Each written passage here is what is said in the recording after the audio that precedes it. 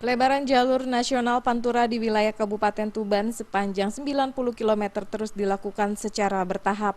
Untuk tahun 2015 ini, proyek pelebaran jalan penghubung Jawa Timur dan Jawa Tengah itu hanya dilakukan sepanjang 2 km.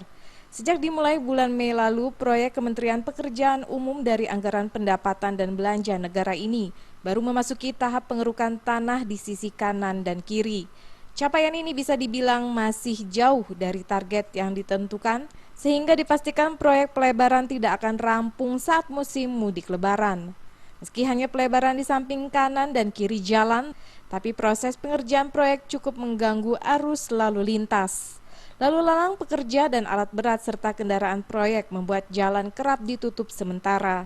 Akibatnya terjadi penumpukan kendaraan baik dari arah Surabaya maupun Jawa Tengah. Selama proyek berlangsung, pengguna jalan juga diharapkan berhati-hati.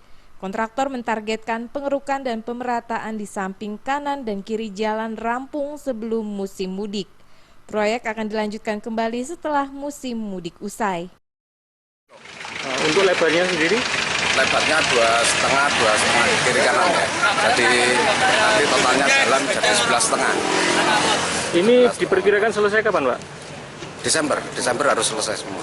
Untuk lebaran gimana nanti? Lebaran nanti kita lebarannya harus selesai dulu.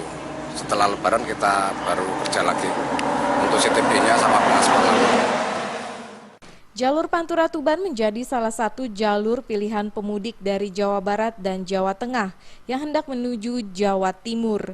Sejak 5 tahun terakhir, jalur Pantura Tuban menjadi primadona karena jalur tengah yang melewati Madiun dan Ngawi kerap mengalami macet parah. Dari Tuban, Jawa Timur, Sumali Malwapati melaporkan.